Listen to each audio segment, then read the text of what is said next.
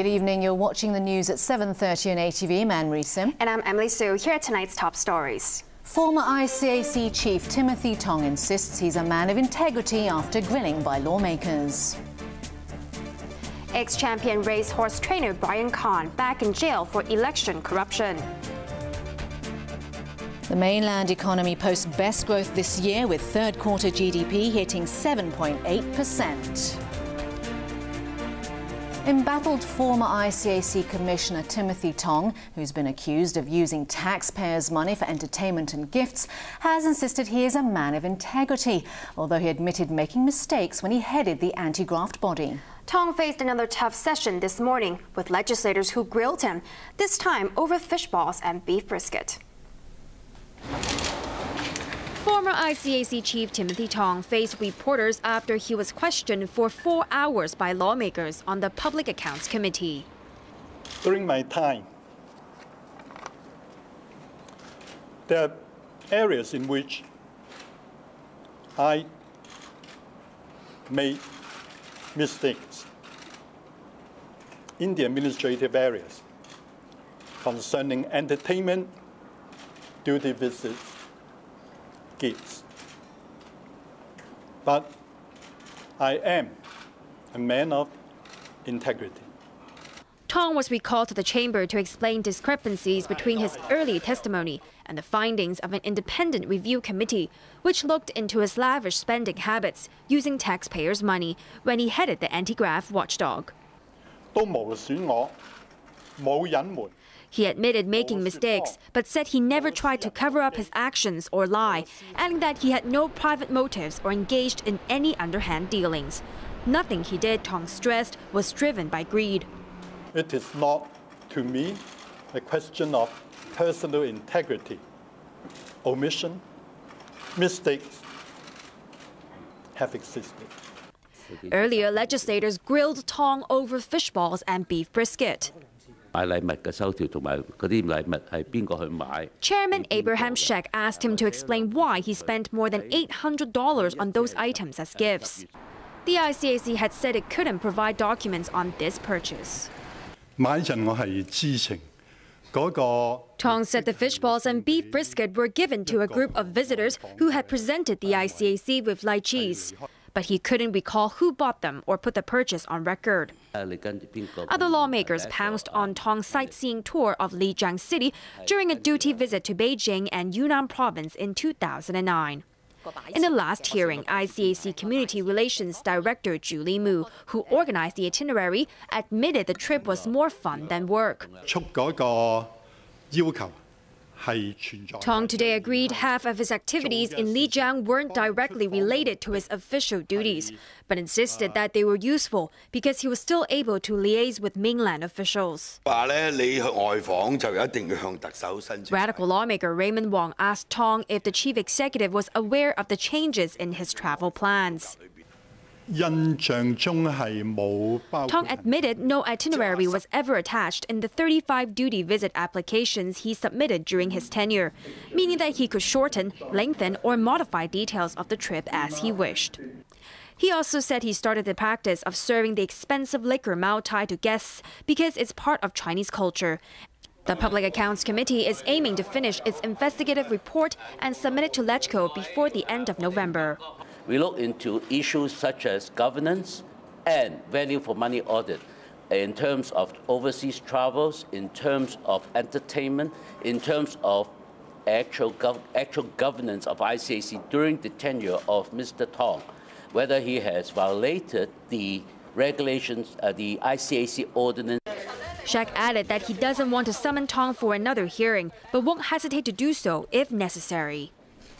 The Court of Appeal has imposed a 12-month jail sentence on retired champion racehorse trainer Brian Kahn for trying to bribe a voter to support him in a rural committee election in 2011. Kahn has already served 14 weeks behind bars, but he's back in jail after prosecutors argued that his previous sentence was too lenient.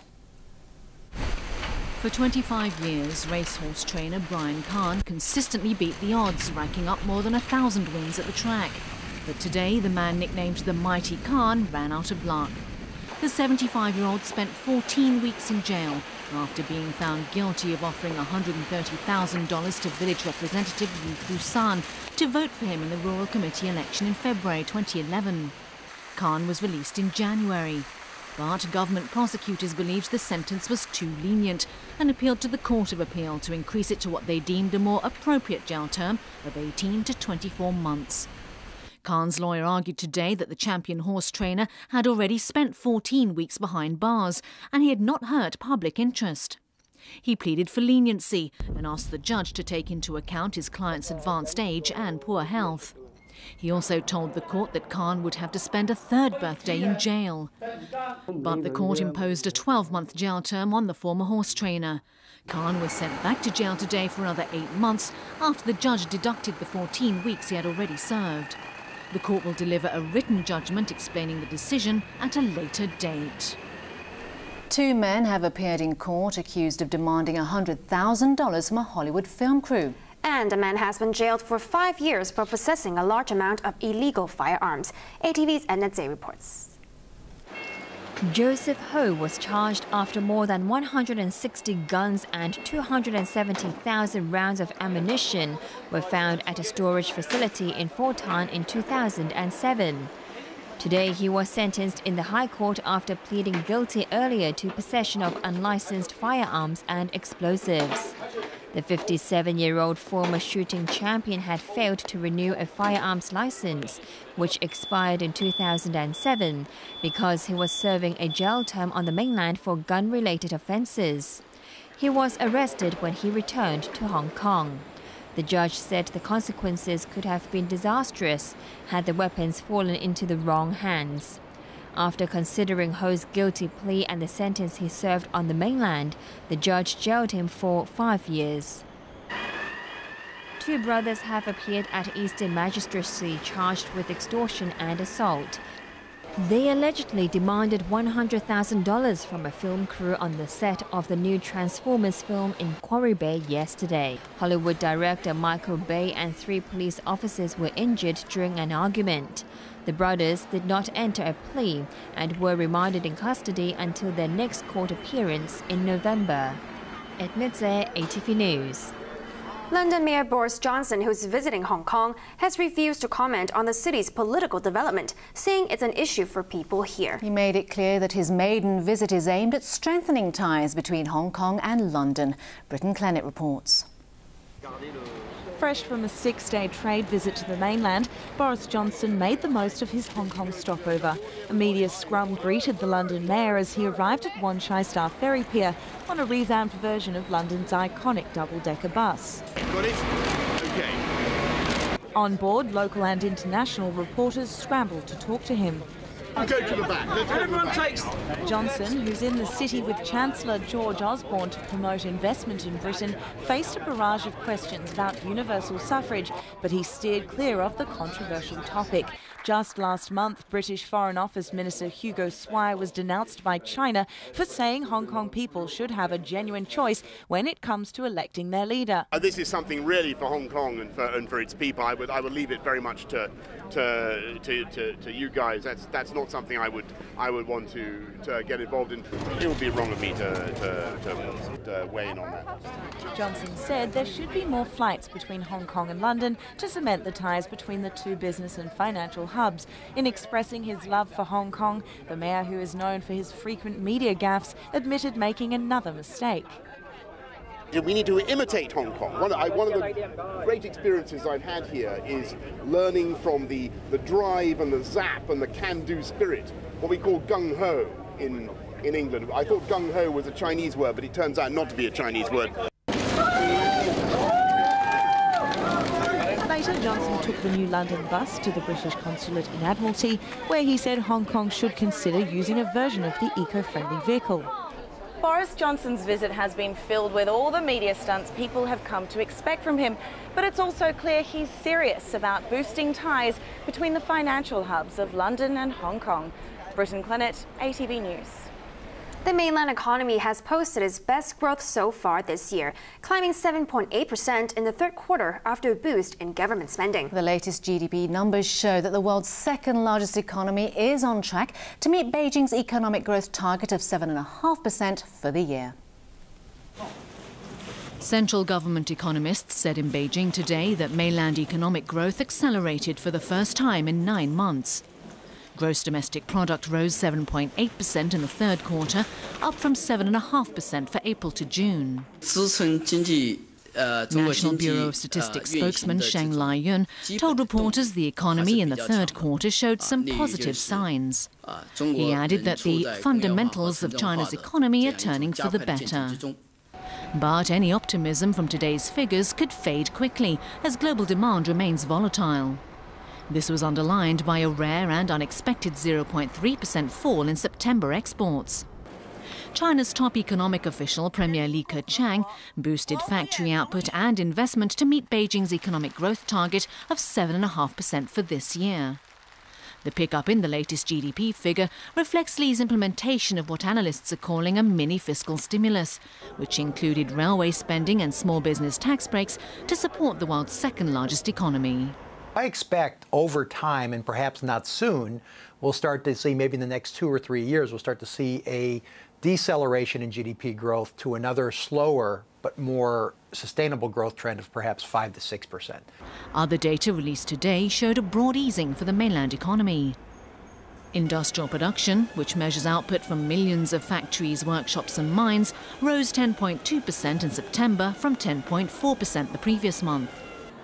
Retail sales, a key indicator for consumer spending in the world's second-largest economy, also rose 13.3% in September after a 13.4% increase in August.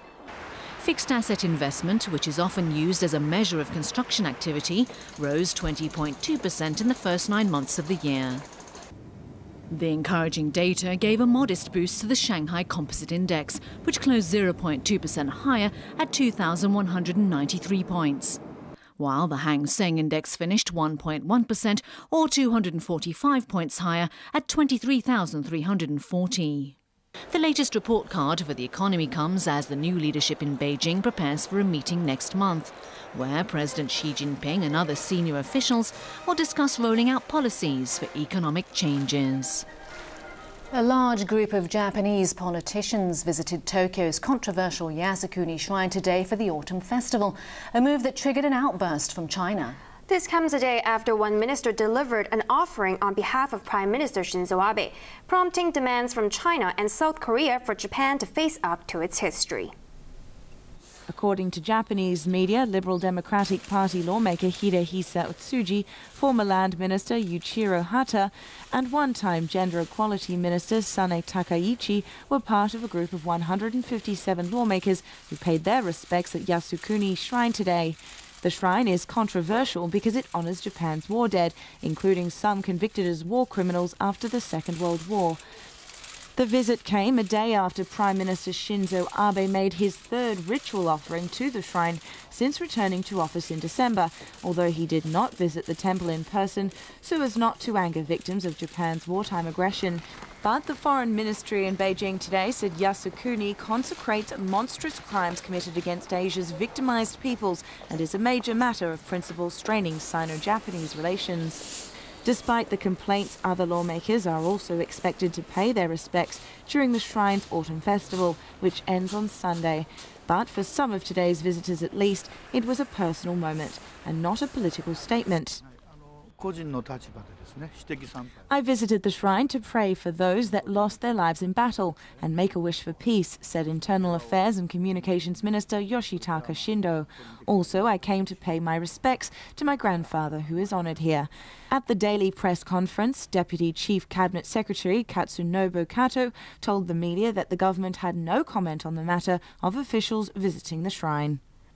Britton Clennett, ATV News. Still to come on ATV's main news tonight. Free Chinese language tabloid Sharp Daily to close down on Monday. US museums and parks reopen as federal employees return to work after shutdown ends. Soccer fever.